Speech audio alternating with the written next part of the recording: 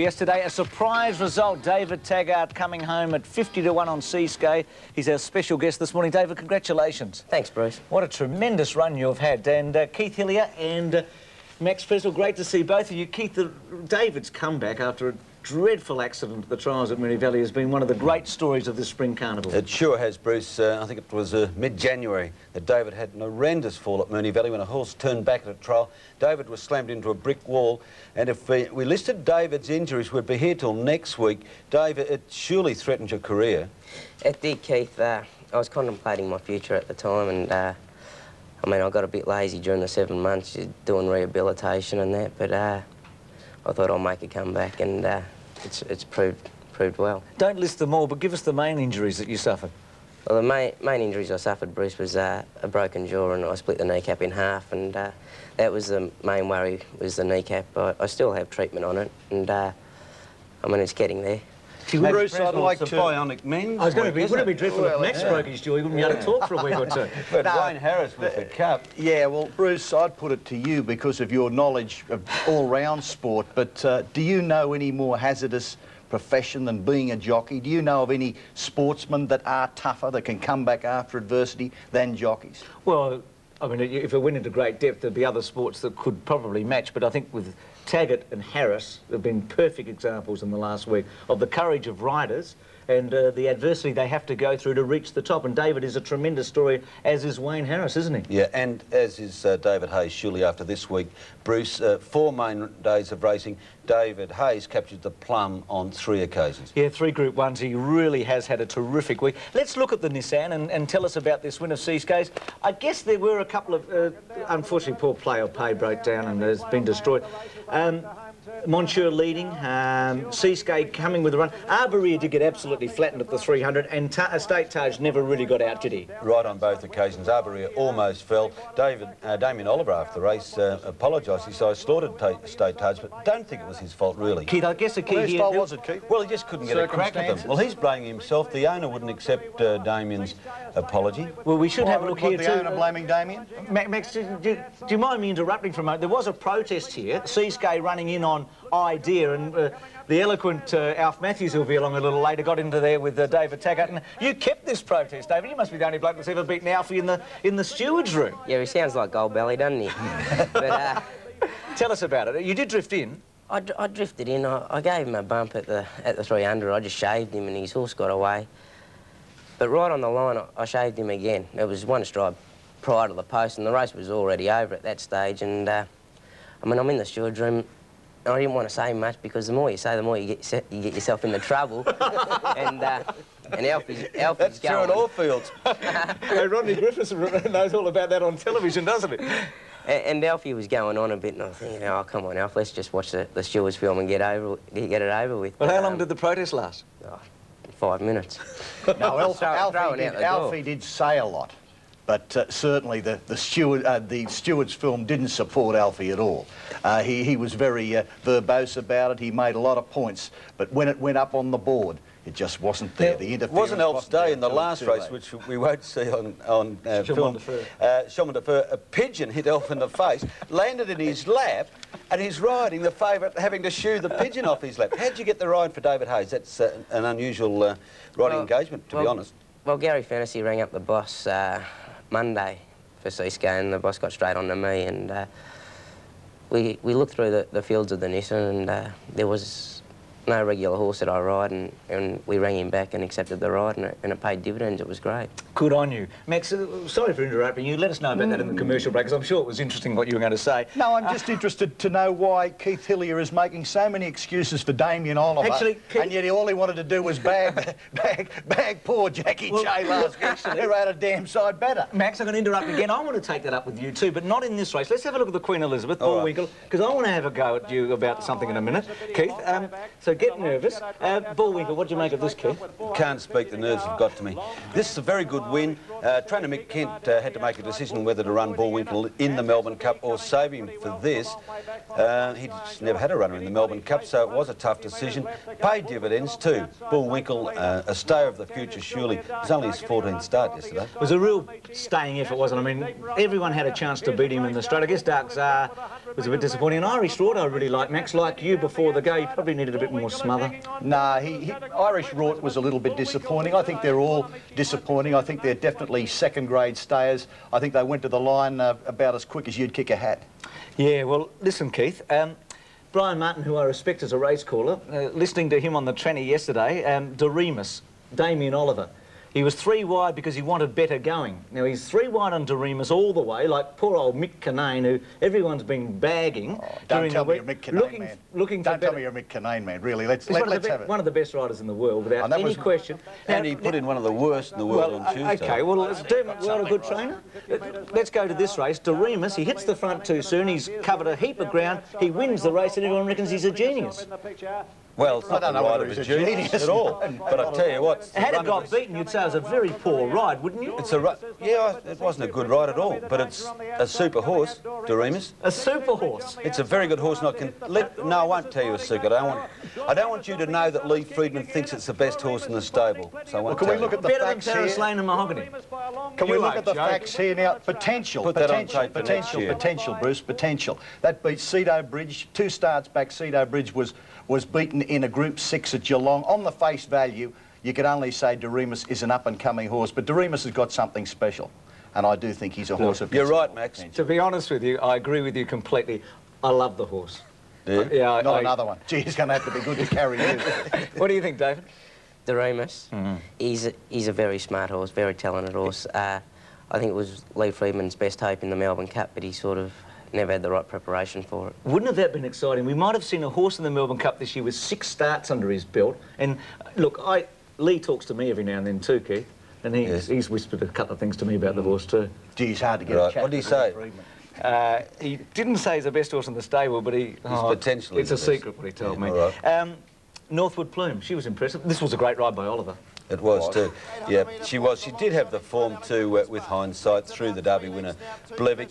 She raced competitively against the Colts and Geldings, and back to the fillies. Well, she won the 1,000 guineas, and she's very strong here at the Well, finish. she's won the 2 Group 1s in Melbourne, and interestingly, she didn't use the Wakeful, which generally has been the one, hasn't it? Sure. And Captiva did get flattened at the mile. It was a good run, but the best filly... And I love this filly. She's got a lot to like in the mounting yard, and she probably is better than Mannerism at the one at the same age, and probably would be a Caulfield Cup chance. OK, for some reason, Damien Oliver's riding is dominating the conversation today. This was the perfect ride. On State Taj, he never got a crack at them. I don't know whether it was his fault or the run of the race, but this is copybook stuff. Danarani, Max?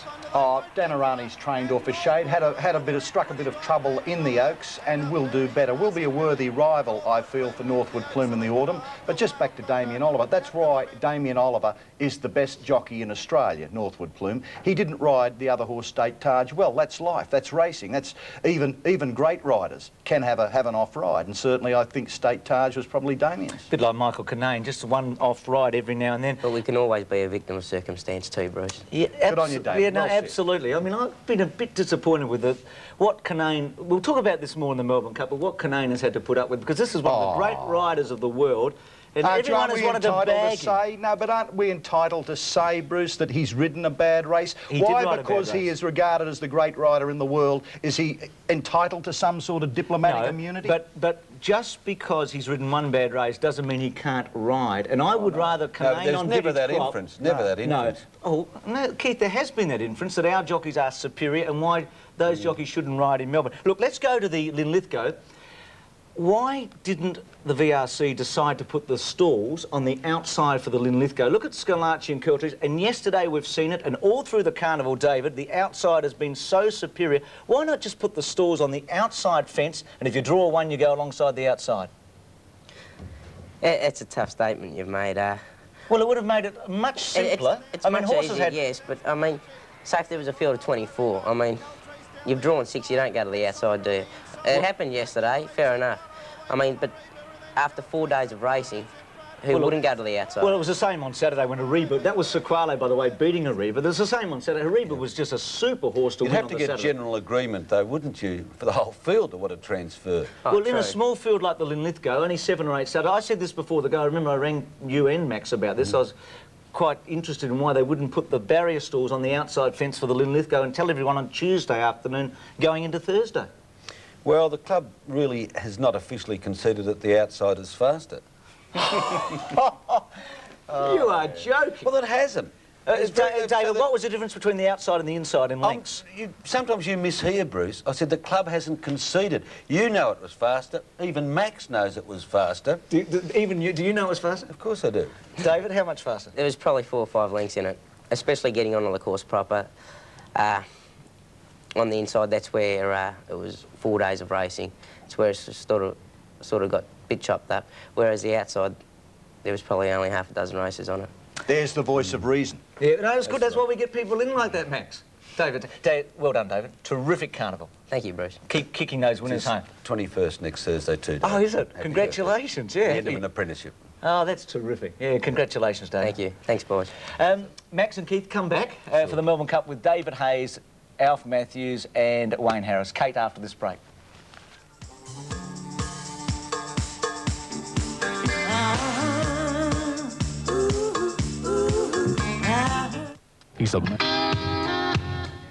Well, Kate said a preview of the Melbourne Cup. Kate, if you're listening, Jern won it, by the way, ridden by Wayne Harris at 16-1 and trained by David Hayes. We all knew that. Keith, what... I didn't, Bruce. Had a rostered day off. You had the day off, did you? That's not true at all. He was well back, Jern.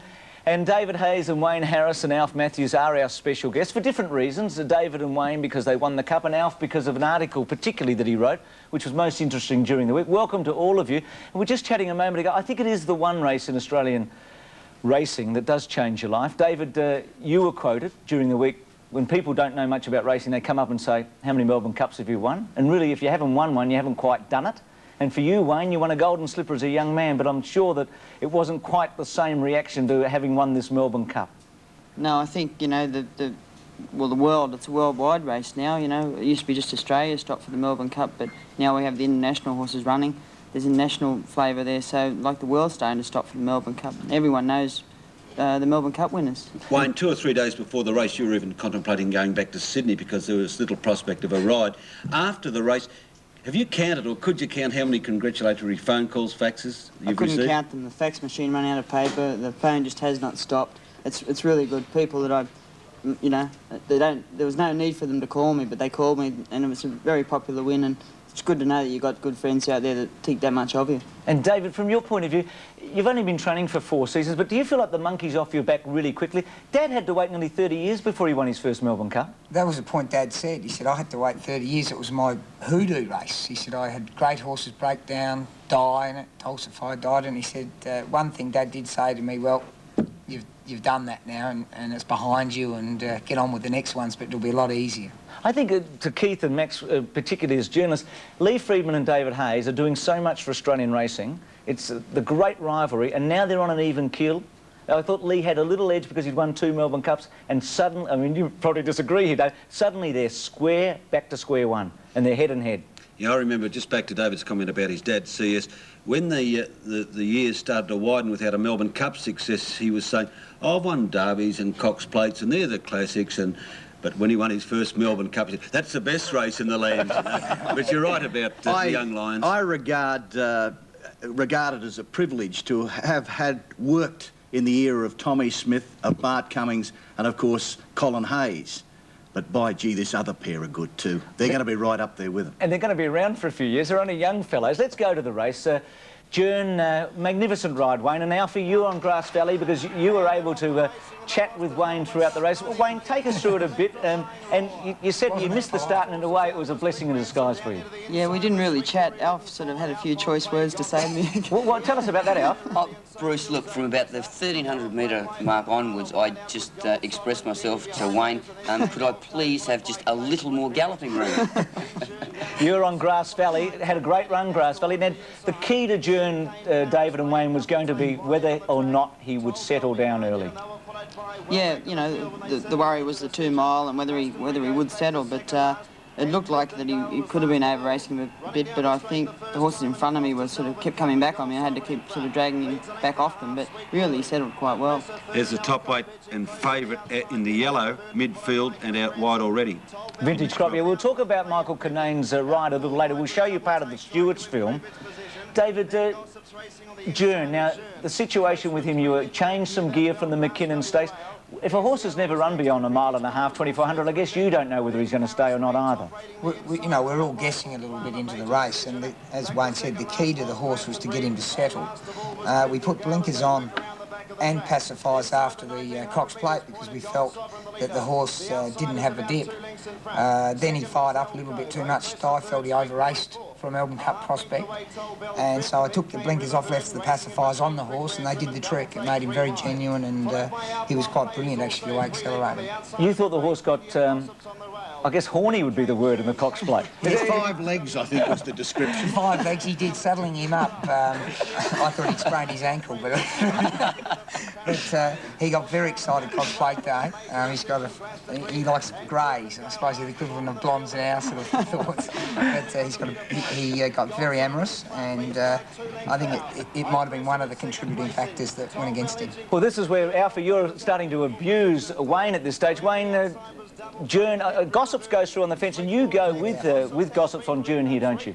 Yeah, I was pretty lucky. A couple of horses took me into the race when I needed to, and I could hear a voice behind me telling me in no uncertain manner where I should be going and what I should be doing, and I didn't really know it was Alf until we come back, and after the last race I was waiting for someone to abuse me, and Alf came up and said that was me.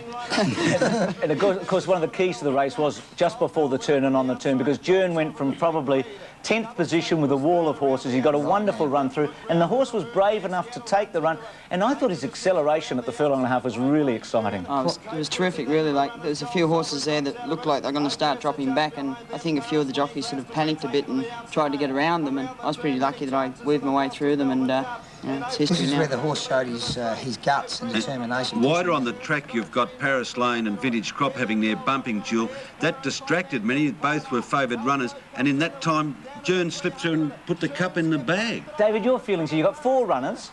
Top Rating was the fancied one. Jern sprinted away 2 lengths in front. Yes, I was, of course, all attention on the leader at this stage, but I've got to be honest, for most of the race I was watching Top Rating, my father's horse, and he just didn't accelerate on the ground, and the other 2 didn't have the best of runs. Can I ask you about Top Rating? Usually a horse only gets 1 crack at a Melbourne Cup. The real special ones get 2. He'll probably get weighted. He won't get such a good weight. Has he had his one and only chance to win a Melbourne Cup?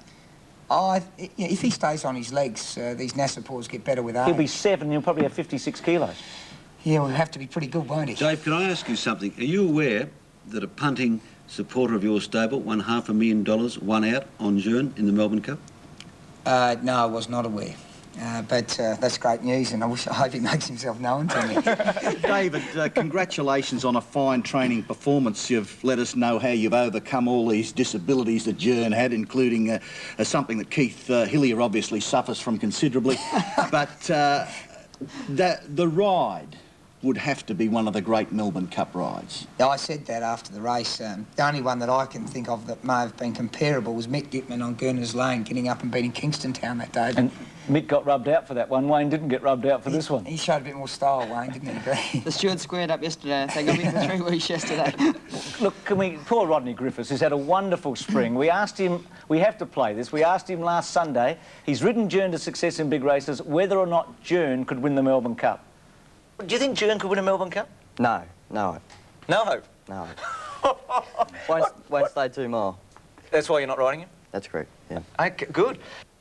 Now, don't worry about that, because this time last year, Rod, they played a shot of me saying that I would rather back Mick Dittman than Mick Kinane, but they've lost it this year. No, we look for that. Alf Matthews, your article, I want to take a couple of quotes from it, from the Melbourne Age during the week.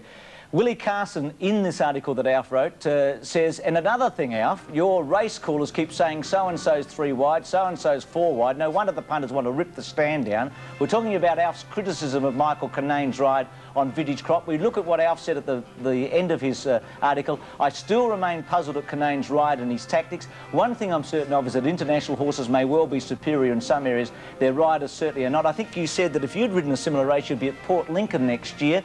Let's look at the Stewards film for a little bit of it and see how wide Kinane was. And Alf, your thoughts on what happened here. Here he is, widest on the track. This is at about the 1,700 metres. Bruce, look, I obviously believed that he had no race plan whatsoever. Bear in mind, he drew barrier 5 last year, and he was probably kept closer to the running rail than perhaps he really wanted to be. But he's in the land of no one. You know, we're well aware of the fact that he hadn't spent a lot of time in Australia, and how much of it he wanted to see, you know, remains to be seen. But there was obviously no race plan. There was no purpose in his ride, and clearly there was just. Well, you're no saying it was an awful ride, but one awful ride doesn't make one awful jockey. Wayne Harris, no. You've ridden in Ireland extensively, and your thoughts on overseas jockeys? I don't know what everyone's going on about. I thought it was a great ride by Canaan. It was terrific.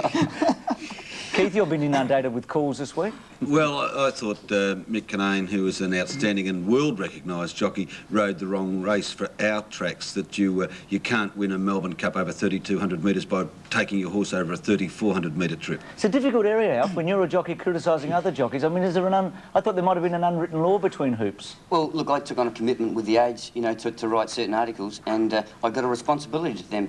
And, you know, clearly I was going to do what I felt I had to do. And it was clearly the topic of the moment when he came in. Like, you know, we wouldn't have got down past the roses if we'd have ridden a horse like that. As I say, there was no purpose in it.